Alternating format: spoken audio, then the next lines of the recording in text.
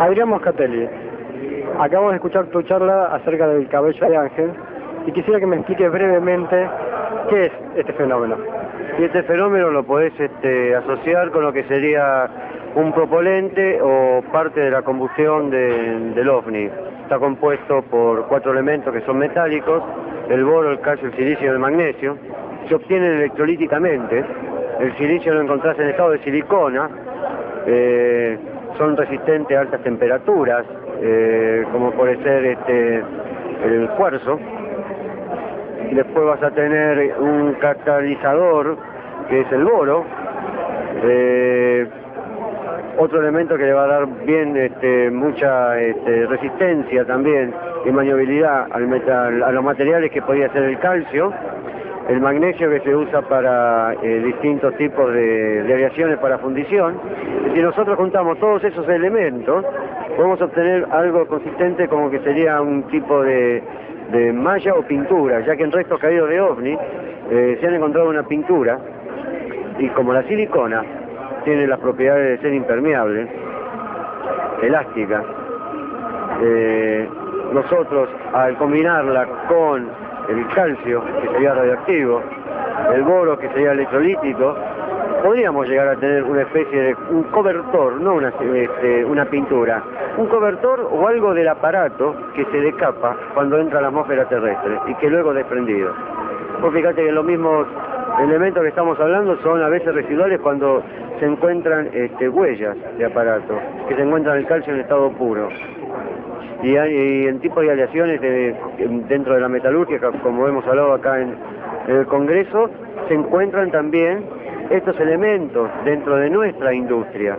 O sea que no sería nada descabellado de tener una hipótesis, entre comillas, de que sería algo cobertor mismo del aparato, porque es metal. Entonces ya sería no a través de la combustión, porque los metales no son combustibles, pero sí podríamos tener algo que se decapa a través de la fricción del aparato a la entrada de la atmósfera terrestre, o a levantar elevadas velocidades como lo hace.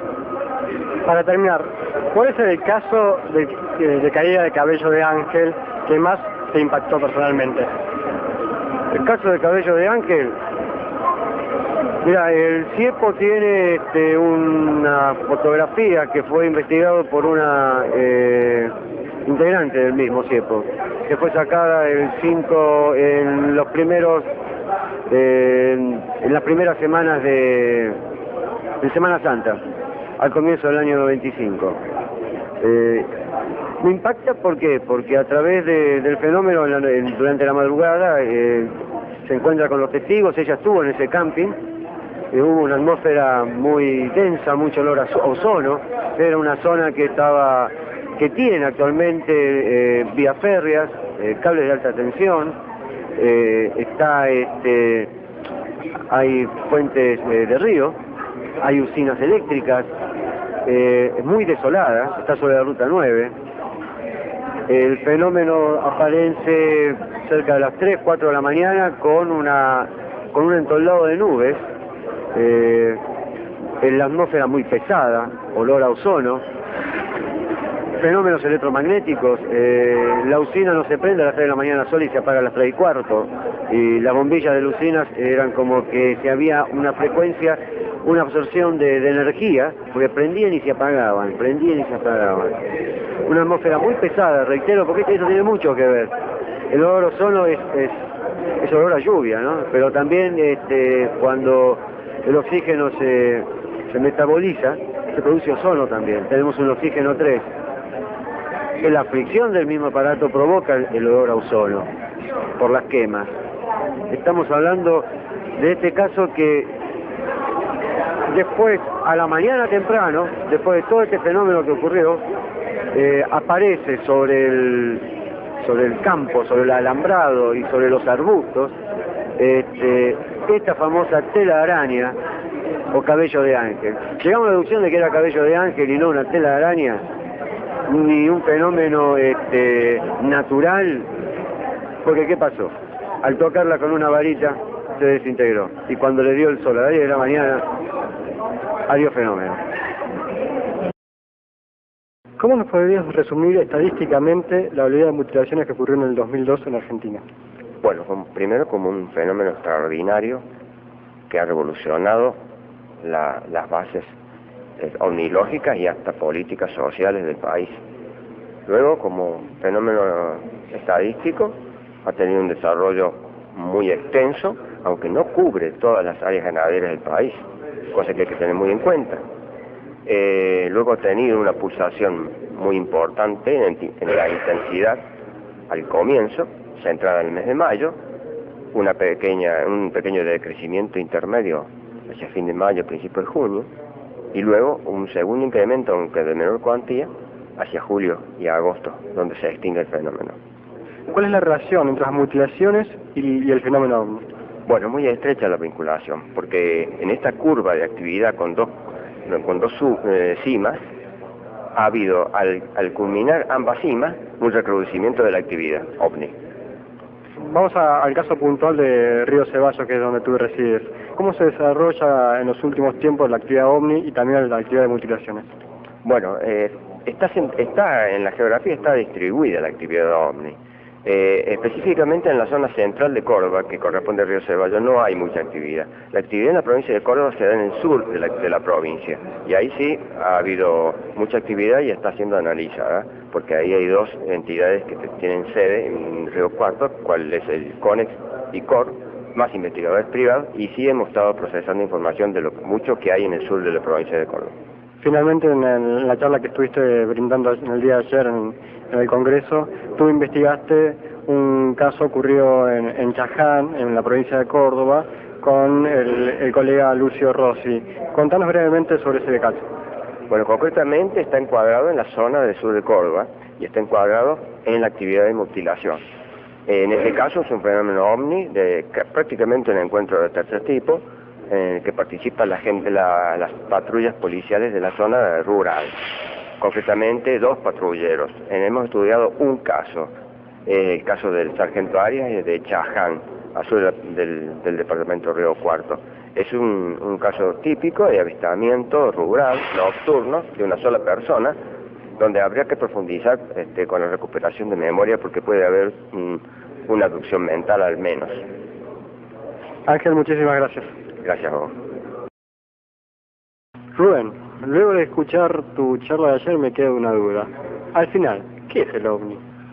Como nadie tiene la verdad absoluta, no me gusta cerrar la cuestión, me gusta dejarla abierta. Tenemos más preguntas que respuestas. Quizás sea la mayor clave del fenómeno ovni, ¿no? Provocar preguntas y no servir respuestas. La búsqueda de esa solución, de esa respuesta, quizás sea la clave, ¿no? Quizás sea la inteligencia que los maneja, que los dirige, la filosofía de su juego. Se puede aplicar un elemento de la psicología social que se llama ECRO, que quiere decir esquema conceptual, referencial y operativo. El ECRO es una idea, un concepto que es absolutamente abierto, amplio, nunca cerrado.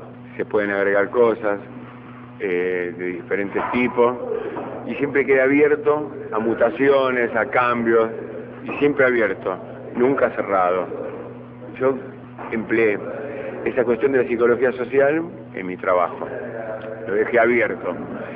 Hablé de su naturaleza, hablé de las culturas, cómo los denominan en cada región planetarias, pero nunca definiendo si esto es un ovni y esto significa el ovni y procede de tal lugar y tiene tal inteligencia. Eso, el tiempo y la investigación quizás lo va a ir vislumbrando. Ayer, Café por Medio, decíamos de que tal vez no sea importante el ovni, sino cómo nos afecta a nosotros, a los investigadores y a las personas en general. ¿Cómo nos afecta el ovni? Estamos involucrados todos en la experiencia. Testigos, expertos, investigadores, autores de libros, delirantes, maniáticos, místicos, de alguna manera, más allá de no compartir esas posturas, por supuesto, pero es producto de la misma fenomenología. El fenómeno generalmente de su naturaleza se maneja de una forma dual. Bueno, por un lado está la parte tecnológica y por otro lado el que lo ve del lado mesiánico. A cada uno lo afecta por el lado que más se inclina. Por eso yo decía en medio del trabajo que cometemos el error de que cada uno al fenómeno lo reduce a su especialidad. ¿En qué te cambió a vos personalmente el tema? Yo te diría que me cambió y en mucho. Es un proceso que se va dando y no sos consciente de ello, hasta que llega un momento que te das cuenta todo lo que logró en vos cuando mirás para atrás. Yo no soy recibido, yo no soy psicólogo social, pero tengo 3 años de psicología social, me faltó 1 año para recibirme. Y esto empezó, este interés, en mi caso, por la psicología social, después de haber tenido unas lecturas de Jacques Vallée, que es un autor francés muy renombrado, al cual yo adhiero en la mayoría de las posturas, cuando leí El Colegio Invisible, donde hablaba un poquito de cómo afecta a la cultura humana, a los grupos humanos y a los individuos en forma individual, ¿no? Y bueno, yo me encuentro, pese a no tener una experiencia, ningún encuentro cercano en particular, pero de tanto estar metido en este mundo maravilloso de la investigación del fenómeno, de tanto estar cerca de testigos, de andar algunas cuantas veces por los campos, de haber tenido cientos de lecturas, de boletines, libros, de haber vivenciado el fenómeno sin haberlo experimentado vivamente, yo me di cuenta que quizás si yo no me hubiera dedicado al fenómeno OVNI no sería hoy el que soy. Eso es lo que yo me doy cuenta con respecto a mí mismo. Es un trabajo de los demás darse cuenta por los demás, ¿no es cierto? Juan Acevedo, ayer en la charla estuviste hablando de un cambio, de hacer un cambio. ¿Cómo se aplica eso? Y se aplica en cada uno de los que estamos inmersos un poco en este tipo de situaciones, ¿no? Digo situaciones, sino fenómenos o problemas, porque es un fenómeno que es una situación de vida. La persona que se dedica a investigar este tipo de temas, y como verás, parte del cambio es hablar solamente de fenómeno OVNI, o sea que el cambio lo trato de hacer ya desde ahora. Dedicamos mucho tiempo, mucho esfuerzo, dinero, parte de nuestras vidas a todo esto, y de una forma u otra esto nos va afectando a lo largo de los años. Yo creo que el hecho de no poder acceder a respuestas concretas, ¿sí? O sea, seguir trabajando de la misma manera que hemos trabajado hasta ahora, aunque coincido plenamente con lo que dijo Carlos en la última ponencia de anoche, que no hemos agotado para nada toda esta situación. Pero creo que es un momento para sentarnos a reflexionar, ¿sí? En un punto, y bueno, y empezar a trabajar no tanto con lo que va llegando, que es cada día más, por ahí si se quiere, ¿sí? O cada día menos, depende de donde se mire.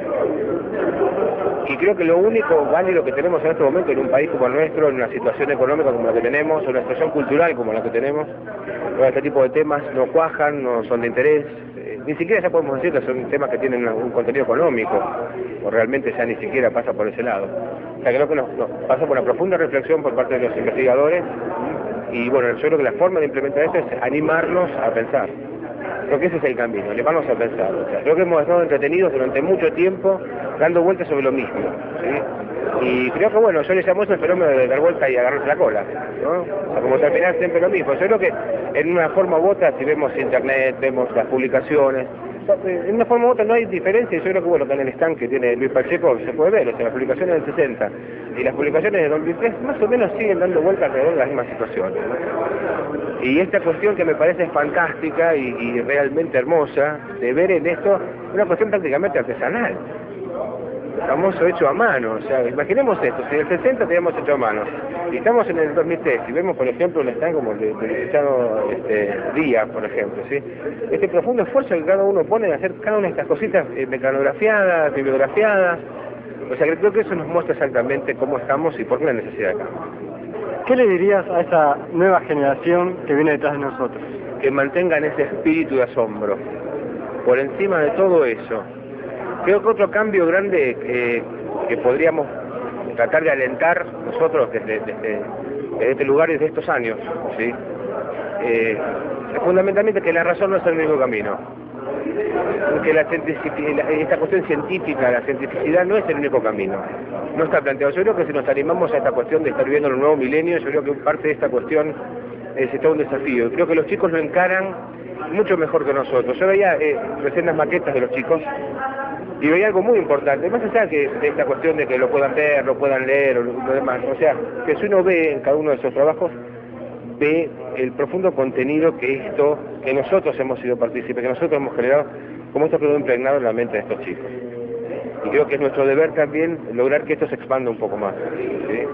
Yo creo que ahí en cada uno de esos trabajos vemos eso, vemos el producto de lo que nosotros trabajamos, ¿sí? Desde hace 20 o 30 años atrás, ese es el producto nuestro. O sea que creo que lo mejor que podríamos hacer es justamente eso, alentar a que haya una expansión en esto, que no se quede solamente en esta cuestión ahí, ¿no? Pero bueno, creo que hay mucho para leer en esas maquetas, muchísimo, ¿sí? Y me encantaría pensar que estos chicos mantengan el asombro, mantengan la curiosidad. No sé si se dedicarían a investigar cosas como los ovnis, a lo mejor se van a dedicar a investigar otras cosas, pero que no pierdan ese estado de asombro. Yo creo que muchos de nosotros todavía tenemos que volver, de cierta forma, no a actuar, pero sí a pensar a veces como niños, aunque no creo que sean temas para niños. Muchas gracias, Juan. No, a vos, y bueno, estamos a tu disposición para lo que necesites, y ojalá que bueno, que a través de todo esto que estás haciendo vos, o sea, podamos ser voceros para que estos cambios tengan lugar, ¿no? Así que bueno, muchas gracias. Como es bien sabido, en el 2002 se caracterizó por la gran oleada de mutilaciones que afectó a todo el país. Particularmente en la zona de Río Cuarto, ¿qué casos hubieron? Hubo una vaca mutilada en la zona de 3AC, que es muy cercana al Río Cuarto. Se presentó también una yegua, también con todos los rasgos y síntomas de mutilación en plena ciudad de Río Cuarto, en un barrio periférico. Y después, bueno, en campos de la zona hay un novillo en Berrotarán, ha habido también una yegua mutilada hace poco tiempo, hace 3 meses, en la zona de Villa Valeria, el sur de Río Cuarto. Creo que fue una de las zonas afectadas de la misma manera en la que las que se presentaron en La Pampa, en Provincia de Buenos Aires y en otros lugares.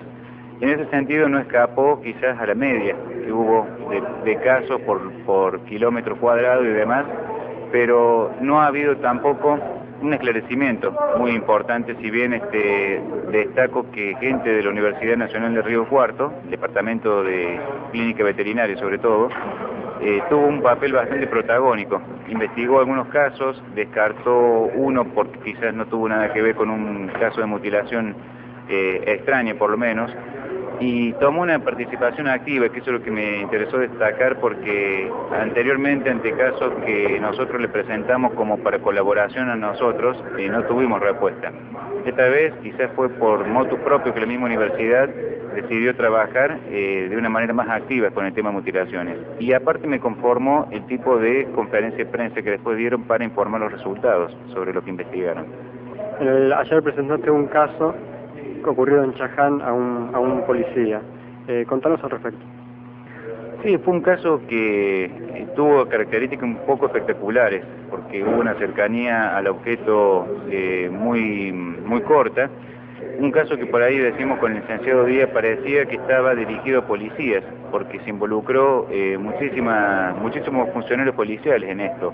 Se involucró a integrantes de la fuerza, pero de distintas localidades, que estaban siendo prácticamente protagonistas ellos, digamos, porque se vieron afectados de distintas maneras. En el caso de Arias, que es lo que yo presenté acá, por la cercanía que tuvo ante el OVNI, en Achiras se habla de que los policías en ese caso fueron como levantados por una gran luz, y bueno, un poco también llamó la atención de que se le dio una amplia libertad, podemos decir, a los policías para que hablaran de sus experiencias, cuando en otras oportunidades sabemos que tienen estrictas instrucciones, ¿no es cierto?, para que no se hable públicamente, me refiero a esto.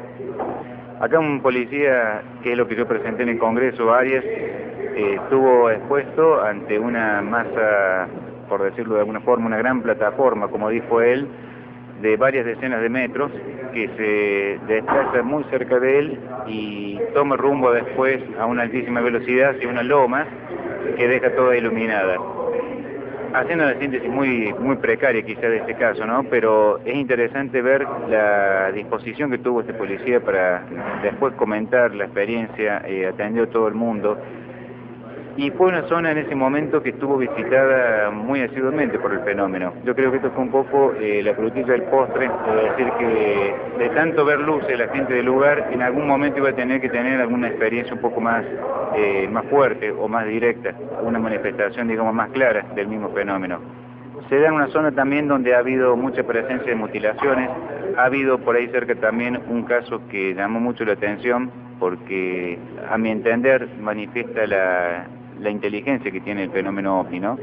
Cuando Bernardo Cané de Senasa estaba dándole un poco el ultimátum y el carpetazo al tema de la mutilación, explicando todo con la presencia de un ratón, al día siguiente de eso ocurre en un pequeño pueblito de ahí cerca que se llama Suco, que se toman 19 vacunos que son, digamos, depositados literalmente dentro de un tanque australiano que estaba cercado por alambrados, que tenía un terraplén que no era muy fácil acceder. Y en lugar de mutilar, yo digo en este caso el fenómeno como que buscó una variante para hacerse notar y fue hacer eso, de tomar 19 vacunos, elevarlos por el aire o por otros medios y depositarlos en ese tanque australiano. Creo que fue una de las pruebas para mí más contundentes de un accionar inteligente de parte de este fenómeno, que a su vez fue atestiguado, porque hubo gente que vio las luces instantes antes de que ocurriera esto de las vacas en ese lugar. Carlos Ferguson, en la charla ayer estuviste mostrando la estadística, la RAO del año 91 a esta parte. ¿Cuáles son aquellos patrones, aquellos datos más interesantes que puedes resumir de la estadística? Bueno, de los 1000 casos que tenemos desde el 91 hasta hoy, ni un caso más ni uno menos, o sea, 1000 positivos y 300 casi negativos, hemos encontrado, haciendo una revisión de ellos, que hay gran cantidad de ortotecnias, es decir, casos donde un ovni es visto en distintas localidades del país con diferencia de minutos. Y después, cuando tomamos los casos ocurridos en una misma localidad en forma consecutiva, encontramos que hay 5 casos donde el fenómeno ovni se presentó el primer día, el segundo, el tercero y el cuarto, prácticamente a la misma hora, y al cuarto día, o sea a las 96 horas, el fenómeno desaparece. Le hemos puesto un nombre provisorio que es la constante de los 4 días. Y hemos hecho un llamado a Ángel Díaz y a otros investigadores para que, bueno, puedan compartir este material y ver si ellos arriban a las mismas conclusiones o estudiar el asunto. Es una constante más, no es nada significativo, pero es llamativo que el fenómeno se presente en una misma zona durante 4 días seguidos y de golpe desaparezca. Y no hay un caso, no hay un solo caso que pase de los 4 días. Eso sería lo más destacable, ¿no? Otro tema que mencionaste en la charla de ayer fue las mutilaciones que ocurrieron en Argentina el año pasado. Sería muy largo hablar de ese tema, pero simplemente una breve reflexión, si cabe el término, de todo lo que pasó con respecto a ese tema en Argentina. Bueno, la breve reflexión podría ser 227 localidades afectadas, 20 provincias, 530 animales muertos y una explicación oficial que se derrumba desde el vamos. Ayer justo no lo pudimos ver en el trabajo, pero el fenómeno del ratón, como se lo dio a llamar, tiene 2 posibles salidas nada más. O los ratones de todo el país se pusieron de acuerdo, o millones de ellos se desplazaron desde la provincia de Buenos Aires al resto del país. Ninguna de las 2 cosas es admitible. Así que pensamos de que la explicación oficial lo único que ha hecho es dejar tranquilo a quien tenía que tranquilizarse, pero no se puede explicar ese fenómeno por el lado del ratón. En cuanto al fenómeno ovni, hay 4 grados de relación con las mutilaciones: la percepción, la geográfica, la horaria y la social. Ni los cuatreros, ni los bromistas, ni el ratón, ni la guaraguazú, ni las avispas, ni ninguna de las hipótesis tiradas antes tiene grado de relación, ni visual, ni geográfico, ni social, ni horario. Pero el fenómeno ovni Este aquí que sí, la gente antes o después de la mutilación vio ovnis. No en todos los casos, pero sí en una gran cantidad. Antes y después, el radio geográfico de las mutilaciones es exactamente igual al de los casos ovnis. El horario lo mismo. Y a nivel social, el fenómeno ovni rompe con todos los canales normales y pasa por encima de gobiernos provinciales, nacionales y autoridades oficiales. En suma, nosotros no podemos asegurar que el ovni esté directamente relacionado con la mutilación, pero podemos inferir que hay un alto porcentaje de probabilidad de que una cosa esté asociada a la otra. Sabemos que difundís el tema en las escuelas, de hecho hoy vinieron chicos a exponer sus maquetas y demás. ¿Qué le dirías a esta nueva generación que viene detrás de nosotros? Bueno, lo más importante es que sería que se nutran a través del material de investigadores serios, el contacto personal con investigadores, tener cierto resguardo especialmente con lo que se difunde en internet, pero también en la televisión, y que básicamente es eso, que tomen contacto con investigadores serios en la medida que los conozcan. Y bueno, el compromiso de los investigadores es también tomar contacto en la medida de lo posible y darse a conocer a las nuevas generaciones, ¿no? Para formar una camada de estudiosos jóvenes, ¿no? Y en este momento hay muy pocos. Muchas gracias, Carlos. No, gracias a vos.